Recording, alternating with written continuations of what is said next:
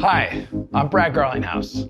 As many of you know, I don't often make videos like this, but then again, not every week has been like this one. A lot has been happening in crypto. So in 9 minutes or less, I want to catch you up on everything you need to know as an investor. Hit the like button, and let's start breaking news with Binance. A judge has just signed off on a Binance SEC deal to move all US customer funds and wallet keys back on shore in lieu of the restraining order. So you may remember Gary Gensler and the SEC put in an official request to freeze all assets on Binance US over the allegation of misuse of funds. So the two parties finally reached an agreement. Here's an official statement by Binance US this morning.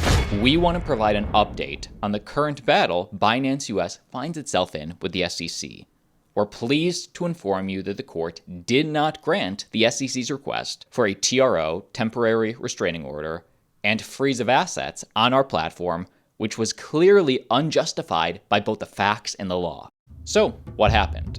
Instead, we were able to reach a court-ordered agreement with the SEC that allows us to continue our ordinary course of business. There has never been any evidence presented by the SEC concerning misuse of customer assets. In fact, the SEC lawyers conceded in court earlier this week when asked by the judge that they had no evidence suggesting that any such thing had occurred. So a small yet significant victory today for Binance US. And they go on, the SEC's request would have effectively shuttered our business, which is consistent with the agency's continued attempts to kill the crypto industry by any means, even by making allegations that are not supported by the facts. This fight has damaged our business and our reputation, but not our fighting spirit or our resolve to defend ourselves against unwarranted charges. We look forward to continuing to defend ourselves in court. Now, I will keep you updated on any Binance updates, but if you hold Cardano, the founder, Charles Hoskinson, embarks on ocean expedition to search for alien technology. So here is Charles Hoskinson on the ocean digging up treasure, and Cardano's founder just be doing side quests at this point. Cardano founder Charles Hoskinson bankrolls Harvard astronomer Avi Loeb's expedition to recover possible alien technology from the Pacific Ocean. And how this all started from this Harvard astronomer and his team. They identified a watermelon-sized object that fell from space in 2014 as an interstellar meteor that hit Earth, originating from outside of our solar system. Also, NASA confirmed their findings last year. So the search is on to find alien rocks or alien tech. And in a direct quote from Loeb, the Harvard guy, said, "This interstellar meteor may have been launched 1 billion years ago from a distant technological civilization, given its extremely rare material strength, and got $1.5 million in funding from the Cardano founder, with Charles Hoskinson saying, and I quote, "I'm proud to have funded this expedition, and it'll be fun to go along and see if we find something alien." The expedition began earlier this week with a journey on Hoskinson's private jet from the United States to Australia, according to Loeb's blog.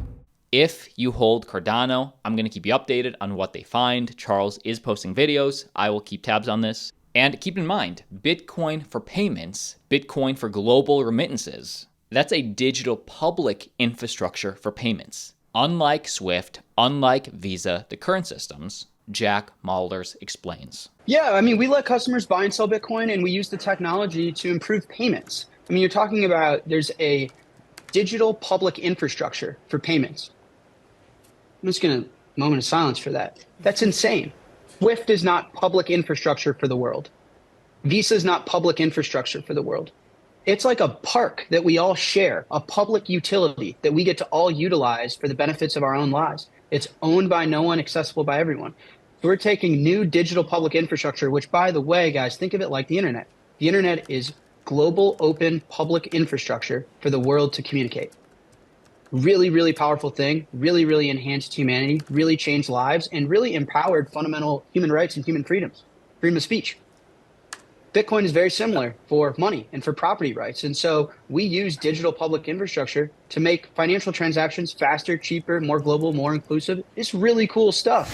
Now the publicly listed company Bakkt is set to delist Solana, Cardano, and Polygon following SEC lawsuits, meaning that this is sell pressure for those coins for any amount that Bakkt holds. But the bigger news for people that still have coins on Celsius will officially be selling all altcoins from all their customers except for custody and withhold accounts starting July 1st and will be converting all those altcoins into Bitcoin and ETH. And because of the Celsius bankruptcy, we do have a pretty clear idea of how much of their customers' altcoins Celsius still holds. Celsius will start selling their 103 million ADA on July 1st. That's about 1/10 of Cardano's daily trading volume, and 60 million of that ADA belongs to a single user. So looking at Celsius's assets, we see they have the most of their own Cell token, then they have a huge amount of MATIC, then ADA, then Link, Litecoin, DOT, etc. And keep in mind, all of this will not be sold on the exact same day. In reference to their filing, they aim to use commercially reasonable efforts to maximize the value of the altcoins. And they do have many, many months to make this happen. And most of you have seen at least some of this. Hi, I'm Brad Garlinghouse. As many of you know, I don't often make videos like this, but then again, not every week has been like this one.